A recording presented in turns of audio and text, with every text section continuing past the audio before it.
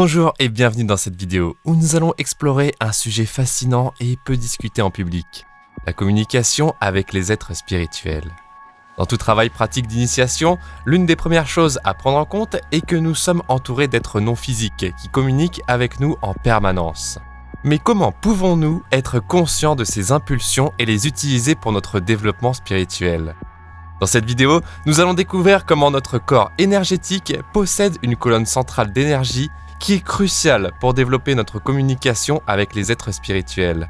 Nous allons également parler des formes pensées et de leur potentiel créatif, ainsi que des élémentaux autogénérés et de leur impact sur notre vie quotidienne. Nous allons enfin explorer comment la méditation réceptive et la méditation active peuvent nous aider à développer notre spiritualité et notre créativité. Restez avec moi pour découvrir des informations incroyables sur ce sujet fondamental et accessible à tous. Dans tout travail pratique d'initiation, l'une des premières choses à prendre en compte est que nous sommes entourés d'êtres non physiques qui communiquent avec nous en permanence. Si l'on n'est pas pleinement conscient des zones situées au-dessus de la tête, il est impossible de recevoir les informations hautement compressées que les êtres angéliques utilisent pour communiquer entre eux. Cette capacité peut être développée, mais la plupart des êtres humains ne la possèdent pas actuellement. Par exemple, si l'on demande à une personne pourquoi elle a déménagé à un endroit donné et qu'elle répond « Je n'en ai aucune idée, je savais juste que je devais être là, que je devais faire cette chose ». Cela est généralement le signe que l'impulsion de l'être spirituel est allée directement dans la volonté et n'a pas pu être reçue pleinement consciemment au centre supérieur. Si l'on ne prend pas pleinement conscience des impulsions des êtres spirituels, celles-ci peuvent prendre des formes pathologiques dans d'autres centres de développement qui ne sont pas aussi conscients.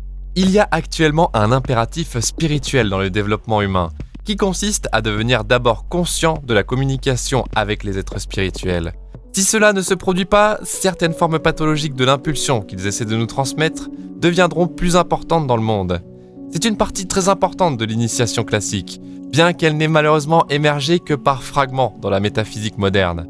Le corps énergétique humain possède une colonne centrale d'énergie, qui est la structure la plus fondamentale et la plus grande de l'énergie dans le corps humain. C'est notre axe vertical d'énergie. Cette colonne d'énergie est une partie très importante de l'initiation classique. L'axe central d'énergie dans le champ énergétique humain est crucial car il permet de prendre conscience des centres énergétiques et notamment des niveaux supérieurs de la colonne au-dessus de la tête. Cela facilite grandement la perception des êtres non physiques ainsi que des formes pensées, qui sont des informations hautement concentrées et que nous pouvons recevoir dans leur totalité. Une fois capable de percevoir ces formes pensées, qui proviennent du développement des centres supérieurs, la communication avec les êtres angéliques devient plus facile et directe. Bien que peu discuté publiquement, ce concept est fondamental et accessible à tout être humain souhaitant développer sa spiritualité ou sa méditation. Un équilibre entre la méditation réceptive et la méditation active est nécessaire dans tout développement spirituel. Cependant, la plupart des types de méditation enseignés aujourd'hui ne se concentrent que sur l'une ou l'autre de ces deux approches. La méditation réceptive permet de percevoir les réalités spirituelles sans contamination, tandis que la visualisation créatrice permet d'agir avec le pouvoir mental pour créer des choses. Ces deux aspects sont essentiels et doivent être développés ensemble. Les élémentaux sont créés par le centre du troisième œil, en particulier les formes pensées, ce qui illustre leur pouvoir et leur potentiel créatif. Dans la mythologie classique, il est évoqué des êtres spirituels qui naissent entièrement formés de l'esprit de Zeus. En réalité, il s'agit d'une illustration de la conscience de l'initié sur la création d'un être élémentaire. Chaque être humain en crée, que l'on en soit conscient ou non, la différence étant la qualité de l'être créé. Ces élémentaux autogénérés peuvent nous affecter négativement s'ils sont de nature négative et affecter les autres également. Si vous êtes en relation avec une personne qui génère constamment des pensées, des sentiments et des actions négatives, vous savez à quel point cela peut vous affecter. Si cela se produit régulièrement, cela crée un schéma dans leur corps subtil, ce que la psychologie moderne appelle des névroses ou des complexes psychologiques, mais les traditions ésotériques le savent depuis des milliers d'années. Les êtres élémentaires, ainsi créés, en particulier chez les enfants, sont très sensibles à cela. Si les parents génèrent constamment des élémentaux nuisibles avec des pensées ou des émotions négatives, les enfants peuvent commencer à développer des complexes psychologiques de la même qualité. Dans la mythologie classique, il existe des êtres spirituels qui naissent pleinement formés du front de Zeus par exemple. C'est en fait une illustration de la conscience initiatique de la création d'un être élémentaire. Chaque être humain le fait. La différence réside dans le fait de savoir si vous le faites consciemment ou non, et quelle est la qualité de cet être. Il y a 3 étapes essentielles pour discerner la spiritualité. La première étape consiste à différencier notre moi conscient de notre moi réactif, ou notre esprit réactif. C'est un concept assez élémentaire en psychologie, et aujourd'hui, dans le chemin métaphysique, c'est ce que les gens commencent à faire lorsqu'ils commencent à travailler sur eux-mêmes. Ils commencent à reconnaître quand ils sont pleinement conscients, et qu'ils ont librement leur volonté, et quand ils tombent dans un état de réactivité. De nombreuses traditions ésotériques en parlent, comme dans l'œuvre de Gurdjieff, qui parle souvent de gens qui dorment et qui doivent se réveiller et pratiquer des exercices de conscience de soi et d'auto-souvenir. La deuxième étape importante consiste à différencier la nature essentielle de l'être spirituel externe qui affecte actuellement notre vie intérieure.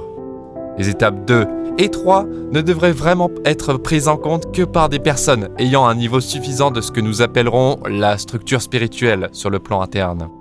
Si une personne a déjà beaucoup de problèmes psychologiques, elle ne doit pas entreprendre les étapes 2 et 3, car elles peuvent être très déstabilisantes pour elle. Si vous avez une forte instabilité psychologique, mais que cela fait partie intégrante de votre travail d'initiation, alors la 3e étape de différenciation des natures essentielles de l'être spirituel externe est importante. À la 2e étape, nous différencions si c'est nous qui générons cette pensée, ce sentiment ou cette action, ou si cela vient de quelque chose qui nous influence de l'extérieur, comme une corde entrant dans notre champ ou un être se déplaçant à travers notre champ. Une fois que nous pouvons différencier ces 2 aspects, généralement grâce à des pratiques de méditation particulières, nous devons ensuite différencier les types d'êtres qui nous affectent, car certains sont de véritables guides, tandis que d'autres peuvent ne pas être fiables. C'est pourquoi, dans le travail classique, comme celui de Saint Paul dans le Nouveau Testament, il parle de la nécessité de tester les esprits, car tous les êtres spirituels qui nous approchent ne sont pas forcément porteurs d'une impulsion bénéfique, ou ne connaissent pas tout, ou ont une feuille que nous ne voudrions pas signer. Il est donc extrêmement important de différencier ces êtres. L'un des principaux problèmes de la métaphysique moderne est que nous avons perdu l'une des anciennes clés, à savoir que nous avons besoin d'une différenciation spirituelle à 3 volets minimum. Ce qui s'est passé, c'est que cela s'est simplifié en une différenciation à 2 volets, où il y a les bons êtres et les mauvais êtres. Les êtres bons sont considérés comme lumineux, tandis que les êtres mauvais sont plutôt sombres. Cependant, cette simple distinction ne suffit pas à les différencier, car même les personnes approchées par des êtres de lumière peuvent être trompées. Il est donc nécessaire de changer votre manière de penser la dichotomie entre le bien et le mal, et de la remplacer par une approche qui prend en compte l'équilibre réel, ce qui nécessite une différenciation en au moins 3 parties. Par exemple, dans la tradition kabbalistique juive, l'arbre de vie est représenté avec une colonne centrale qui s'étend de la couronne jusqu'à la terre, et 2 piliers latéraux qui ne vont pas aussi haut ou bas. La colonne de la miséricorde et le pilier de la sévérité sont des polarités opposées, mais l'équilibre se trouve au centre. Les Tibétains, quant à eux, prônent le chemin du milieu, ce qui permet de ne pas tomber dans les extrêmes. Il y a des êtres de 2 polarités opposées, certains étant très lumineux, mais leur lumière peut être aveuglante et trompeuse, conduisant à des illusions spirituelles. Les autres êtres sont plutôt connectés à la matière et essaient de nier l'existence de l'esprit ou de manipuler les forces spirituelles pour leur propre intérêt, ce qui peut mener à la magie noire et à la fragmentation de l'individu. Il existe 2 polarités déséquilibrées entre 2 côtés. D'un côté, le côté spirituel appelé luciférien, et de l'autre côté, le côté araméen, qui correspond à Ahriman, une entité sombre liée à la terre et à la matérialité, qui attire la conscience des individus vers le bas. Il est important de comprendre que le concept d'Ahriman n'est plus très présent de nos jours, en dehors du zoroastrisme ou des enseignements de Steiner.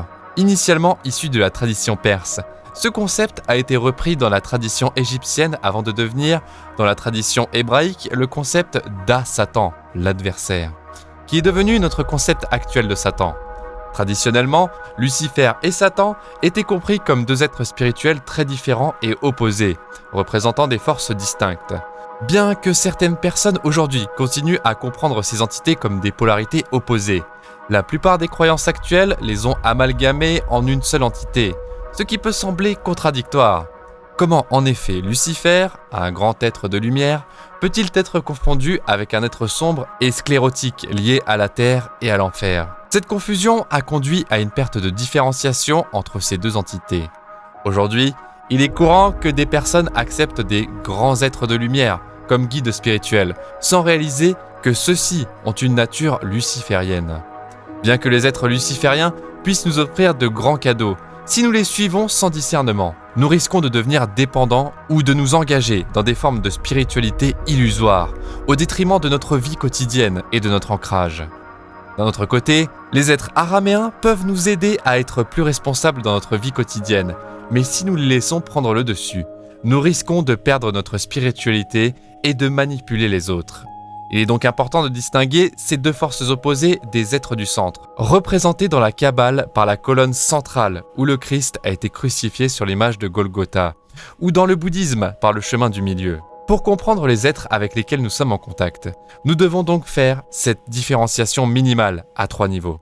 En conclusion, il est important de prendre conscience de la communication avec les êtres spirituels pour éviter que les impulsions qu'ils essaient de nous transmettre ne prennent des formes pathologiques. La colonne d'énergie humaine est un élément crucial de l'initiation classique qui permet de prendre conscience des centres énergétiques et des niveaux supérieurs de la colonne au-dessus de la tête. La méditation réceptive et les méditations actives doivent être développées ensemble pour permettre une meilleure perception des réalités spirituelles et une utilisation créative de la visualisation. Il est également important de comprendre que les élémentaux autogénérés peuvent nous affecter négativement s'ils sont de nature négative et qu'il est donc essentiel de générer des élémentaux positifs en pensée, sentiments et actions. Avez-vous déjà été conscient de la communication avec des êtres non physiques ou des formes pensées? Et comment cela a-t-il influencé votre vie? Partagez vos réflexions dans les commentaires ci-dessous et n'oubliez pas de vous abonner à la chaîne pour découvrir d'autres vidéos sur le développement personnel et spirituel et cliquez juste là pour découvrir l'habitude de Tesla qui a guidé sa vie. Merci de votre écoute et à très bientôt.